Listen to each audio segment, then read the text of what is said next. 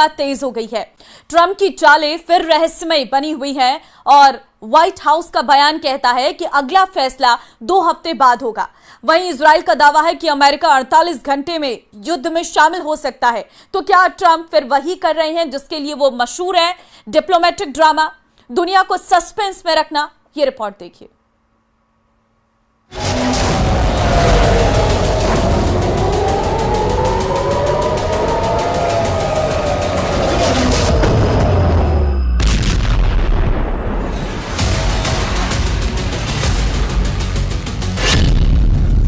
Trump की नई तारीख से दुनिया में खलबली।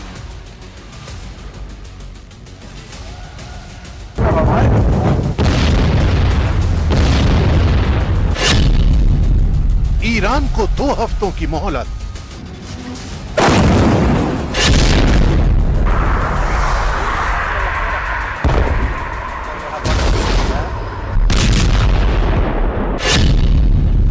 इजराइल का दावा, अगले 48 घंटे बेहद अहम।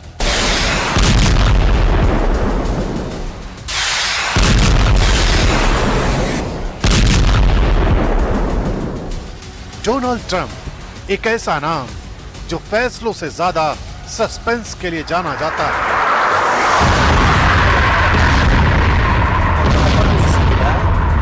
ईरान पर हमले की सुगबुगाहट के बीच डोनाल्ड ट्रंप का नया बयान आता है।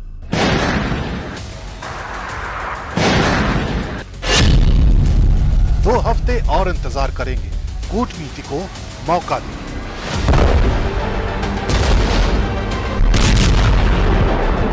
व्हाइट हाउस की प्रेस सेक्रेटरी ने जब ये बयान पढ़ा तो लगा जैसे कोई थ्रिलर फिल्म का क्लाइमेक्स टल गया हो। उधर इजराइल का दावा और ज्यादा चौंकाने वाला है। अमेरिका अगले 24 से 48 घंटे में जंग में कूद सकता है।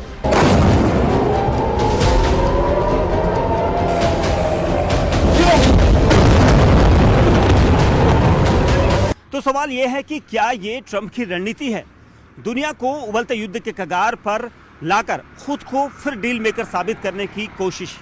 वैसे भी ट्रंप ये कह चुके हैं कि वो क्या करने वाले हैं कोई नहीं जानता। जो फैसला लेंगे वो 1 सेकंड पहले लेंगे।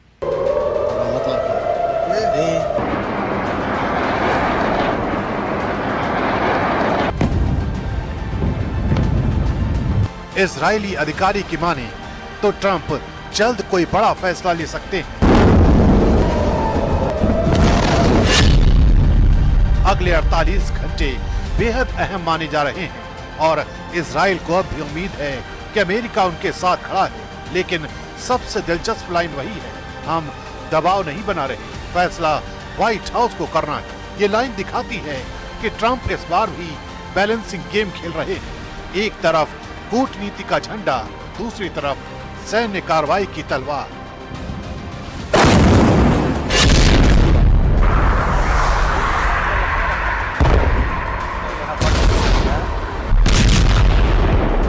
दुनिया फिर इंतजार कर रही है कि ट्रंप अब किस तरफ मुड़ते हैं। ट्रंप हमेशा से अपनी अनप्रेडिक्टेबिलिटी के लिए जाने जाते रहे हैं।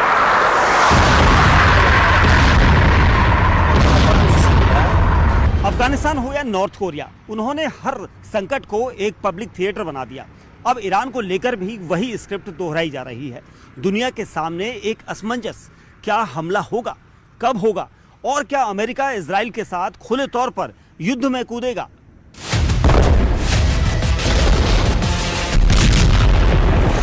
ट्रंप ये अच्छी तरह से जानते हैं कि हर नजरिया, हर कैमरा अब उन्हीं की तरफ है और शायद यही वो पल है जिसका वो इंतजार करते हैं, जब पूरी दुनिया उनकी एक लाइन की तरफ देखती है। क्या ये डिप्लोमेसी है या पावर प्ले?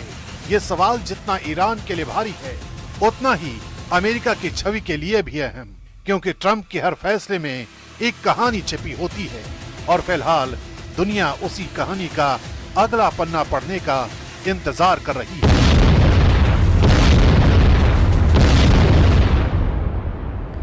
अमेरिका अब वो स्क्रिप्ट लिख रहा है जिसकी आखिरी लाइन सिर्फ तबाही है और निशान है ईरान। निशाना ईरान पर है, क्योंकि इजराइल और ईरान के बीच जंग पहले ही शुरू हो चुकी है और अब समंदर से अमेरिकी आग बरसने को तैयार है। ट्रंप दुनिया को कूटनीति का झुंझुना दिखा रहे हैं, लेकिन ग्राउंड रिपोर्ट कुछ और कह रही है, और वो ये है कि ऑपरेशन राइजिंग लाइन अब रुकने वाला नहीं है।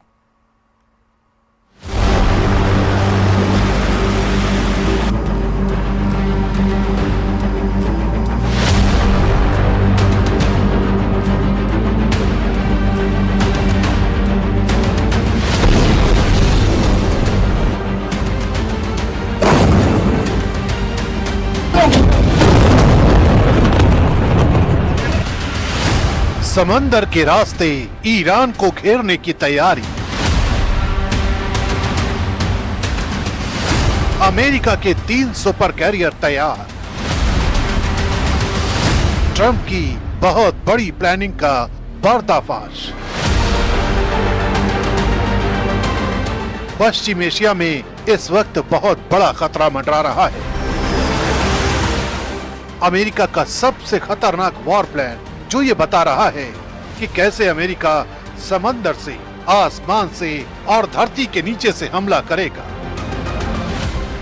इस रीजन में अमेरिका का carrier strike group USS Carl Vinson पहले से वहां मौजूद है, जिसमें 90 से ज्यादा jet, F-35C stealth fighter, super hornet, electronic warbirds, helicopter और लॉजिस्टिक सपोर्ट शामिल है। इसे अब यूएसएस निमित्ज और यूएसएस गेराल्ड आर फोर्ड की ताकत मिलने जा रही है। ये वो सुपर कैरियर्स हैं जिनका मतलब ही युद्ध का ऐलान है। तीनों कैरियर स्ट्राइक ग्रुप मिलकर 180 से ज्यादा फाइटर जेट्स और दर्जनों डिस्ट्रॉयर, क्रूजर, पनडुब्बियां और मिसाइल लॉन्चिंग सिस्टम के साथ ऑपरेट करेंगे। ईरान के खिलाफ अगर ये ताकत सक्रिय हुई तो इसका मुकाबला दुनिया की समूची सेना भी एक साथ मिलकर नहीं कर सकती। यानी अमेरिका ने एक्ट 1 की प्रक्रिया की शुरुआत कर दी है। इसे ऐसे ही समझा जा सकता है कि यूएसएस निमित्ज अपने रूटीन से हटकर समय से पहले पश्चिम एशिया भेजा गया है। F-18 सुपर हॉर्नेट्स के 4 स्क्वाड्रन, इलेक्ट्रॉनिक अटैक जेट्स और अर्ली वार्निंग एयरक्राफ्ट के साथ ये कैरियर अब सिर्फ शोपीस नहीं बल्कि फ्रंटलाइन वॉर मशीन बन चुके हैं। इसका मतलब है अमेरिका प्लानिंग नहीं, पोजिशनिंग कर रहा है, और ट्रंप की कूटनीतिक बातों के बीच पीछे से ये सब कुछ तैयार किया जा रहा है। इस पर तैनात हैं कैरियर एयर विंग 8, जिसमें शामिल हैं 50 से 60 F-18 super hornet fighter jet, 4 से 6 EA-18G electronic attack aircraft, Hawkeye command and control विमान, 6 से 8 MH-60R हेलीकॉप्टर और कई लॉजिस्टिक सपोर्ट एयरक्राफ्ट। इसके साथ है 1 क्रूजर, 6 गाइडेड मिसाइल डिस्ट्रॉयर और 1 पनडुब्बी। यानी हवा, पानी और समंदर की गहराई से हमला करने की पूरी तैयारी। इस समय करीब 50 से 60 लड़ाकू विमान पहले से इस इलाके में हैं और 120 से ज्यादा फाइटर जेट्स धीरे धीरे पश्चिम एशिया पहुंच रहे हैं। ये पहला मौका नहीं है जब अमेरिका ने कैरियर स्ट्राइक ग्रुप पश्चिम एशिया में भेजा हो, लेकिन ये पहली बार है जब 3 सुपर कैरियर एक साथ एक्टिव ऑपरेशनल स्टेज में हैं। हूथी विद्रोहियों के खिलाफ भी अमेरिका 2 कैरियर भेज चुका है, लेकिन इस बार बात हूथी विद्रोहियों की नहीं है, ईरान की है। और ईरान के पीछे खड़े देशों के लिए भी ये एक अलार्म है। अगर ये हमला हुआ तो सिर्फ ईरान नहीं, पूरे पश्चिम एशिया की राजनीति बदल जाएगी।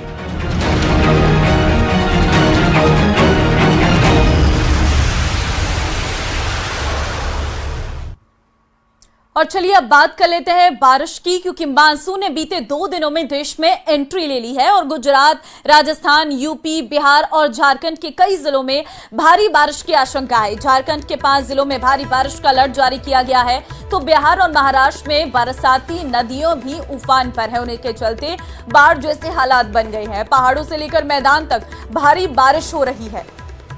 इस बीच मौसम विभाग ने कई राज्यों के लिए भारी बारिश का अलर्ट जारी कर दिया है। तो आप तस्वीरें देख सकते हैं, बरसात का दौर शुरू हो गया है और साथ ही साथ अलर्टनेस भी जारी की गई है। पानी का बहाव बढ़ गया है, सड़कें जलमग्न हो गई हैं, जगह जगह पर कई दुर्घटनाएं भी बढ़ गई हैं, कहीं पर सड़क धंसने की खबरें हैं तो कहीं पेड़ धराशायी हो गए हैं। और ये बारिश का सिलसिला अभी और आगे जारी रहने वाला है, क्योंकि अभी तो मौसम में परिवर्तन की शुरुआत हुई है, यानी कि मानसून आया हुआ है। गुजरात से लेकर महाराष्ट्र तक जल प्रलय की ये तस्वीरें हैं। हम 4 तस्वीरें और आपको दिखा रहे हैं। बांसवाड़ा राजस्थान की तस्वीर, जहां पर एक ट्रैक्टर चालक ट्रैक्टर समेत जो उफनाते नाले में समा गया है और अभी तक सिर्फ ट्रैक्टर बरामद किया गया है। चालक की तलाश अभी भी जारी है। तो वहीं महाराष्ट्र पुणे की तस्वीरें हैं, जहां पर नदी में एक युवक फंस गया, जिसे निकालने के लिए जद्दोजहद करते हुए दूसरी तरफ से लोग नजर आए और उफनाते हुए ये झरने आप देख सकते हैं। गुजरात की तस्वीर है, जहां पर इस वक्त हालात जो हैं वो लगातार बदलते नजर आ रहे हैं। अहमदाबाद में भी जगह जगह पानी भर जाने से लोगों को अपनी गाड़ियों को तैराते हुए ले जाना पड़ रहा है और कहीं पर नाव चलने की स्थितियां तक आन पड़ी हैं। उसके बाद आपको जयपुर की तस्वीरें दिखा रहे हैं, जहां पर आपको सड़कें नजर ही नहीं आ रही होंगी, क्योंकि ये पूरी सड़कें तालाब में बदल चुकी हैं, जिससे आवागमन करने में लोगों को काफी मुश्किलें हो रही हैं। और ये जो पानी इस वक्त यहाँ पर भरा हुआ है, ये साफ संकेत दे रहा है कि व्यवस्थाएं पहले ही कितनी खराब कर दी गई थी। उसके बाद दादर नगर हवेली की तस्वीर है, जहां पर बाढ़ जैसे हालात, जिस पर प्रशासन काबू करने की कोशिश कर रहा है।